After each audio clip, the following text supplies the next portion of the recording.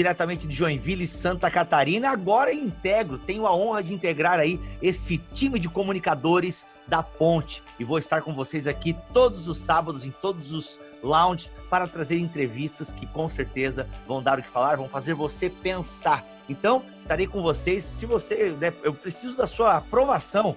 Se você quer que eu continue aqui, vai que porque eu fiz um contrato de 6 meses, mas depende do que vocês comentarem, eu não volto aqui no próximo sábado. Gente, nós vamos começar muito bem, fácil. Meu primeiro programa aqui no Lounge está fácil, porque eu tenho a honra de ter aqui, nessa primeira entrevista, ela que trabalha com missões urbanas, fala muito sobre sexualidade, missões urbanas, evangelho na cidade, identidade. Seja muito bem-vinda aqui ao Conversa no Lounge, Andréa Vargas.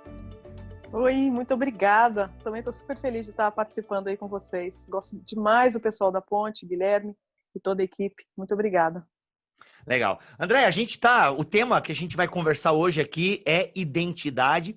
E quando nós estávamos aqui nos bastidores, eu te fiz uma pergunta, já assim, tipo, como faz tempo que a gente não conversa, eu perguntei, Andréa, e aí, como é que você tá?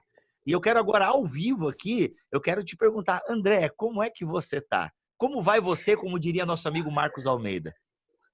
Eu vou muito bem, desafiada com essa pandemia, obrigada. Eu acho que, semelhantemente a todo humano hoje nesse planeta, passando por assim uma série de reflexões, de desafios, por causa desse isolamento forçado, né, que a gente não estava esperando, mas que tem trazido muitas coisas fáceis de lidar, agradáveis, prazerosas, mas também muitos desafios e muita tensão também, porque a gente está lidando, acho que talvez como nunca antes, com a questão da imprevisibilidade. Não sabemos muita coisa, não temos mais a sensação de controle. Isso mexe com a gente. A gente curte um controle, né? Ter o controle e tal. E quando a gente não tem, dá uma zoada, né? Dá uma bagunçada até na nossa cabeça. Andréa, a gente está nesse confinamento. Eu diria que a gente gosta da ilusão do controle. A gente acha... Só o fato de se iludir de que tem controle já é, de uma certa forma, satisfatório e conveniente para nós.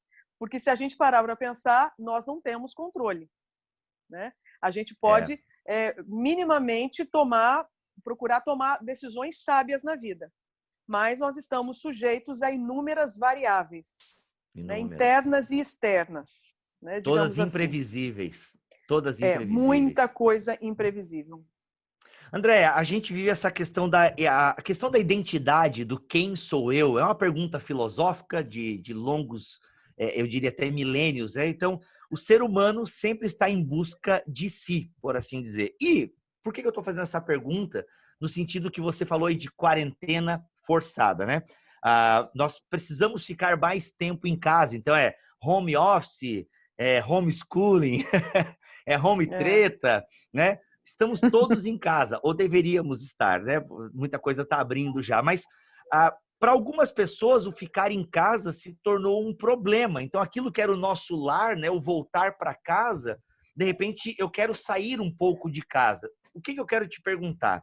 Na tua opinião, que tem estudado esse tema da identidade, tem lidado com essa temática, o que tu acha ou como tu percebe que a quarentena mexeu nessa nossa questão do quem nós somos, de como nós nos enxergamos, como nós percebemos o nosso espaço? Como é que tu acha que essa quarentena nos afetou em termos de identidade e na descoberta de quem nós somos? Eu acho que a quarentena preparou o cenário para a gente fazer as perguntas difíceis na vida. Qual é o sentido da vida? Para que eu estou aqui? Tem um fim? Qual que é o propósito de tudo isso? Quanto que eu valho? O que realmente é importante na vida? Então, foi um pano de fundo que pegou assim, o planeta inteiro de surpresa. Não importa se é uma nação rica ou pobre, se é uma nação branca ou preta ou amarela, não importa. Todo mundo foi pego de surpresa e teve que, na verdade, questionar a sua própria cosmovisão. As perguntas importantes que todo ser humano, independente do credo, independente da orientação sexual, independente do poder aquisitivo, independente da sua carreira, da sua formação acadêmica. Todo mundo teve que pensar, está tendo que pensar. Por quê? Porque você se depara com a morte em escala global, escala astronômica, como nunca antes. Não é verdade? Você vê uma economia que talvez venha a se reerguer, não se sabe em quanto tempo. Então, são muitas questões, eu diria, muitas fortalezas que nós apostávamos as nossas fichas, elas ruíram. E agora você vai ter que fazer um balanço. Para não surtar, vai ter que fazer um balanço. Afinal de contas, eu estou aqui para quê? Afinal de contas, o que realmente importa? Afinal de contas, pode ser a pessoa que eu mais amo amanhã sendo enterrada nessa vala comum, nessa vala coletiva. Então, o que realmente importa? Então, por isso que eu acho que a pandemia jogou, na verdade, cor naquelas perguntas que a gente insistia que ficassem no cinza. Entendi. E aí, querido web espectador, quais são as perguntas que têm lhe assolado nesse tempo aí de reclusão, de quarentena? É para você pensar. Quais perguntas foram iluminadas aí na sua vida? O que você tem pensado? O que tem lhe inquietado? Fica a grande questão.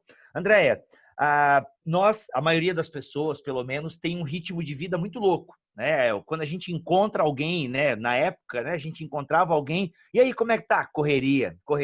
Andréia, vamos gravar um podcast? Pô, não vai dar, correria, né? De repente, de alguma forma, essa correria nos foi tirada, né? Em certos aspectos, pelo menos eu falo por mim, estou trabalhando muito produzindo conteúdo online, mas não viajo mais, não estou mais morando em aeroportos nos finais de semana e por aí vai. Então, mas a pergunta que eu quero te fazer, o que sobra de nós quando aquilo que nós fazemos nos é tirado? Porque tu acha o que sobra é a nossa identidade. E o que cara, mas é loucura que tá esse negócio, Andréia. Então quer dizer que o que sobra de nós é muito fragmentado, a gente está muito em pedaços, então. Então depende da identidade que cada um carrega. Porque se a minha vida estava fundamentada no meu desempenho, na minha performance, hoje eu vou estar simplesmente à beira do colapso. Então, se o que me define é o número de palestra que eu palestro, é o número de conferência que eu participo, se isso é o que me define, então agora eu sou a mais infeliz de todas as mortais, porque isso não existe mais.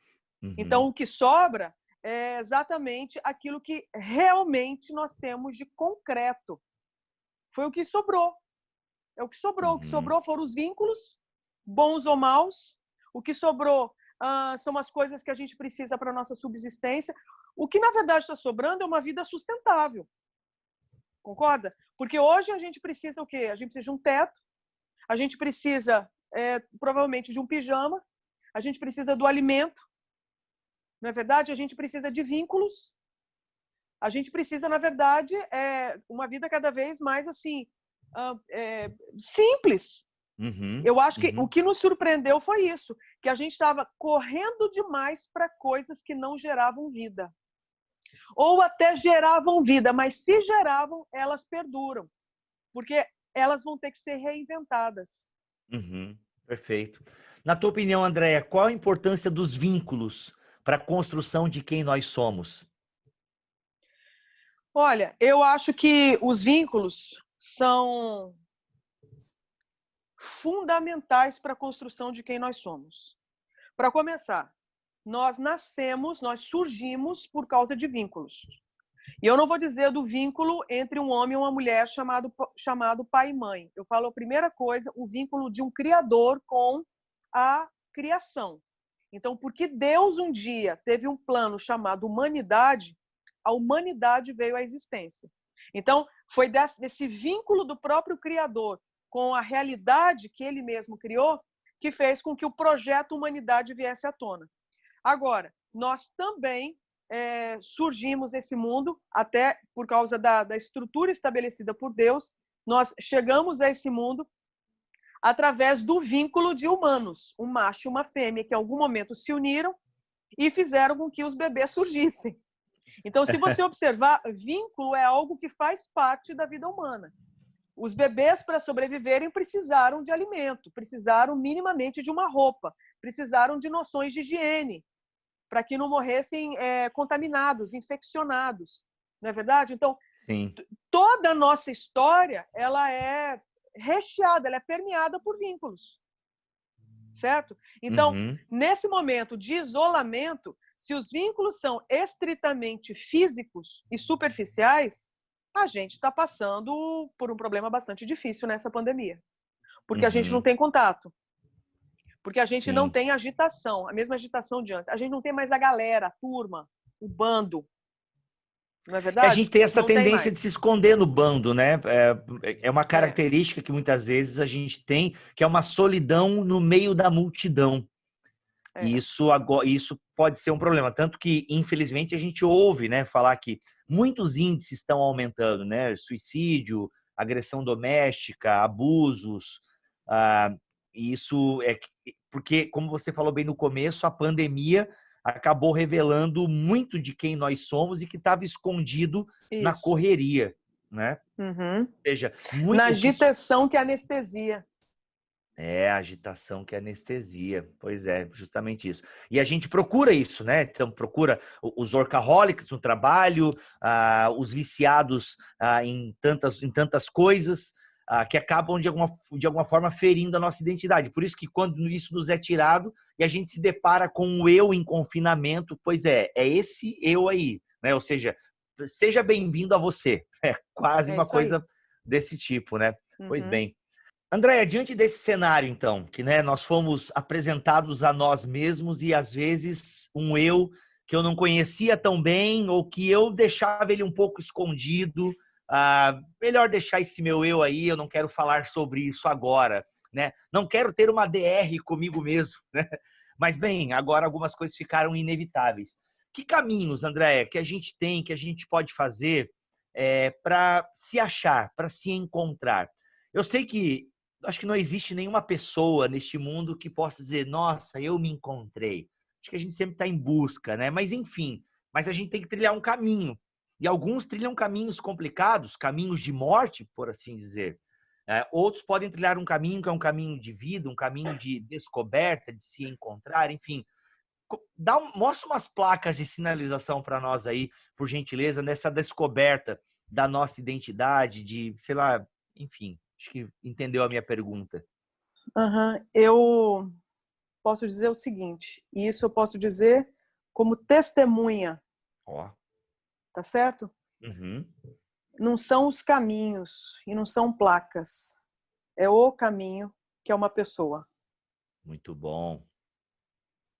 Tem uma pessoa na história da humanidade que se apresentou como não um dos caminhos, o caminho, a verdade e a vida.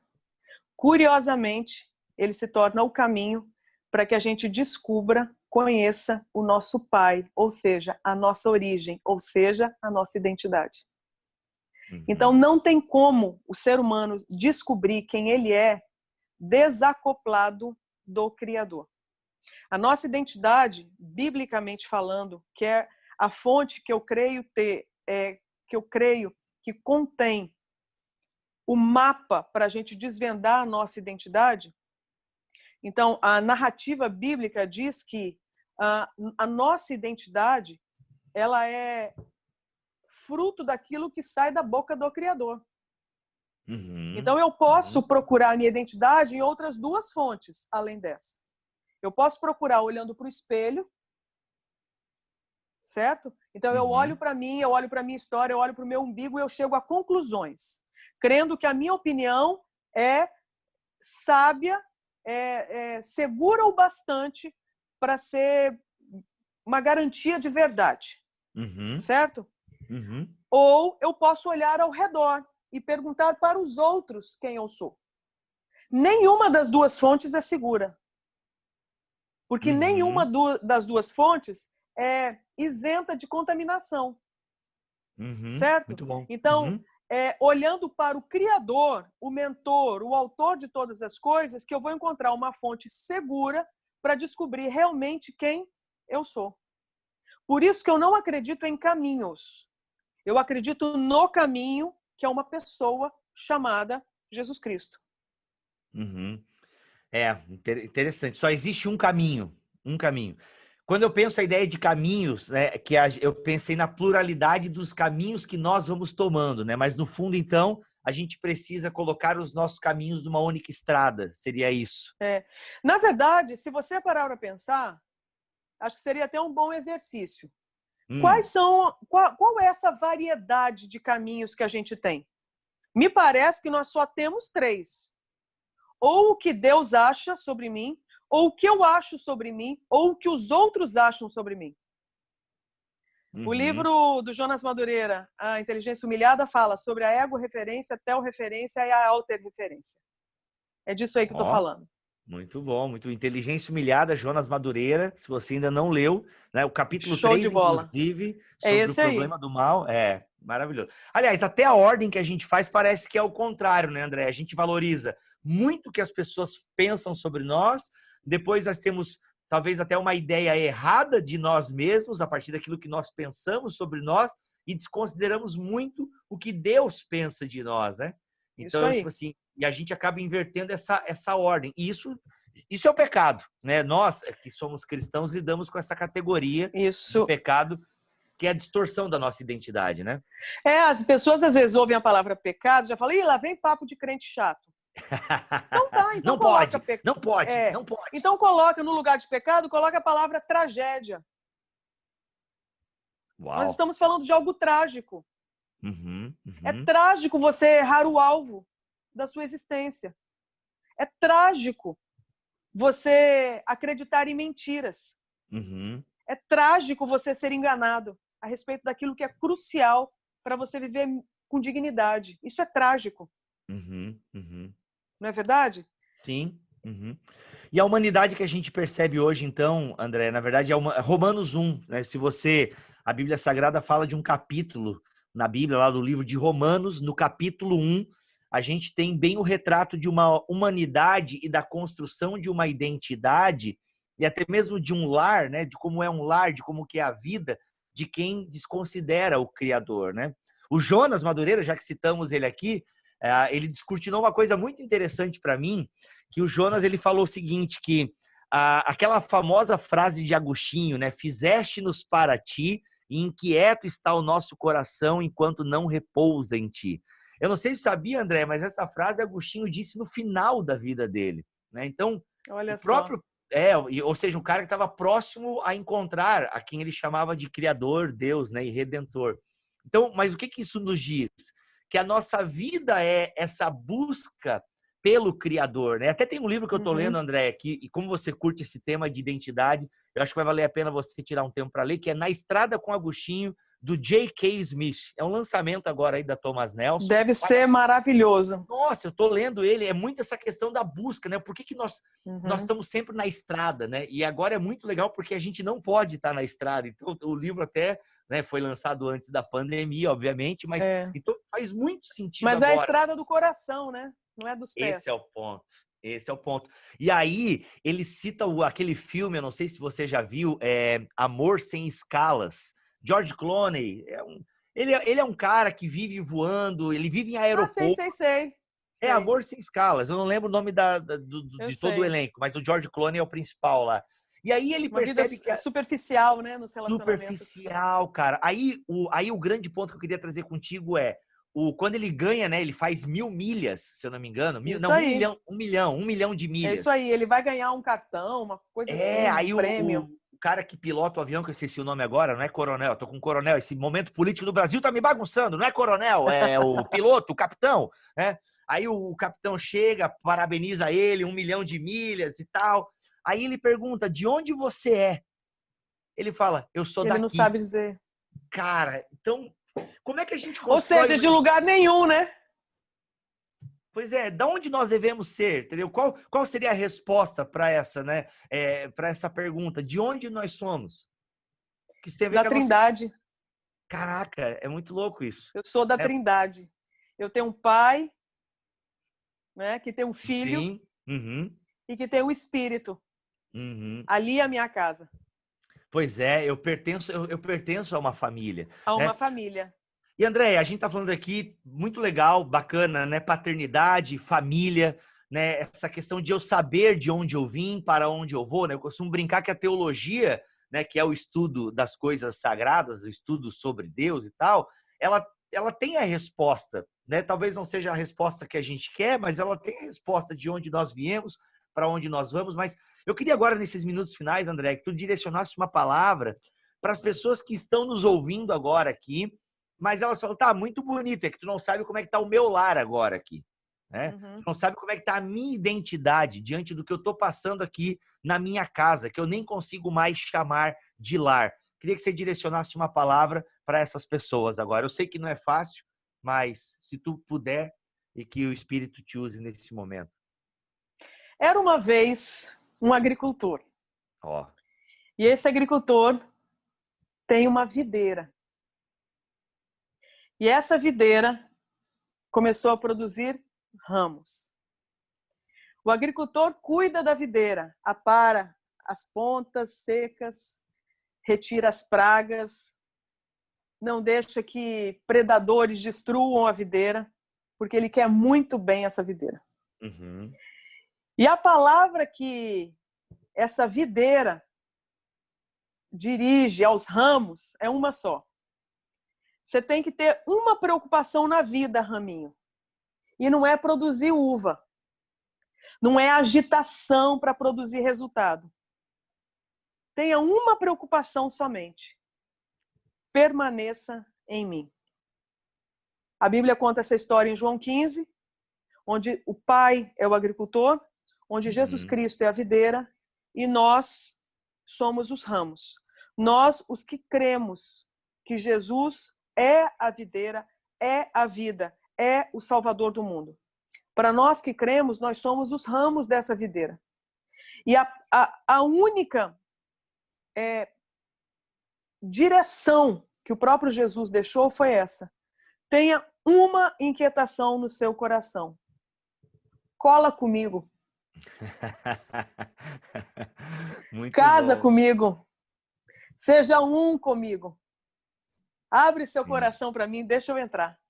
Muito bom. Deixa eu te amar. Deixa eu te perdoar. Deixa eu te dar o meu Pai. Aí tanto é que a gente lembra depois da oração do Pai Nosso. Perguntaram para Jesus como é que a gente deve orar, Jesus, porque a gente não sabe. Uhum. E Jesus começa dando essa aula de humildade, generosidade. Quando orarem, orem assim. Pai de Jesus Cristo? Não. Pai nosso. Nossa, Jesus abriu o acesso ao Pai dele. Isso significa que nós temos casa, nós temos família. E a nossa morada é lá, onde o próprio Deus se encontra. E o caminho é Jesus. Muito bom. Ou seja, mesmo em meio às aflições, que inclusive o próprio Jesus nos garante que teríamos, no mundo vocês terão aflições, mas é possível ter o bom ânimo, então. Porque ele venceu o mundo. Porque ele venceu as pandemias. Porque ele venceu as crises. Porque ele venceu as falências. Ele venceu as nossas dores. Ele venceu as nossas tragédias. Então, se eu aposto as minhas fichas de fé e adoração nele, que é fonte certa e segura, que é a rocha, a palavra dele é rocha. Se eu aposto a minha adoração nisso, eu experimento a vida e a vida em abundância. Muito bom. E aí, gente? O que vocês acharam? Deixe nos comentários a sua opinião. Deixe aí no que você ficou pensando no que depois de ouvir essa Na Conversa no Lounge. Andréa, muito obrigado pela tua presença aqui nessa conversa que a gente pôde ter. Diz aí as suas redes sociais, onde é que o pessoal que gostou, poxa, quem é essa mulher? Não conhecia. O que ela fala mais? Onde que ela fala? Onde é que as pessoas podem te encontrar aí nessa internet de Deus? Muito bom. Eu fui por muitos anos, ainda sou, de uma certa forma, envolvida com a Missão Avalanche, em Vitória, no Espírito Santo. Então, só procurar a Missão Avalanche ou Avalanche Missões, a gente está aí. Mas eu tenho me dedicado com mais afinco, eu diria, ao hostel do Gerê, que agora deu essa parada por causa da pandemia, mas eu tenho um hostel no que era um antigo motel de centro de cidade. Ó. Ele agora está todo repaginado e ele é um hostel super charmoso, cheio de arte, no centro de Vitória. Então, para quem estiver querendo curtir aí uma praia logo que for liberada, ou as montanhas do Espírito Santo, comer um bom peixe, uma torta capixaba, a gente está ali para poder servir.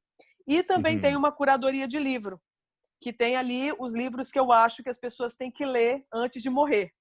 Então, não morra sem antes ler alguma coisa disso aqui. Então, não é uma livraria, é uma curadoria de livro. Eu coloco ali os livros que eu acho que as pessoas têm que ler antes de morrer. E se chama Estante da Andréa. Lá dentro tem também a nossa escola de sexualidade à distância, que inclusive é uma escola de identidade e sexualidade. Sim, muito bom. Só Legal. procurar Andréa Vargas Insta e aí chega em tudo.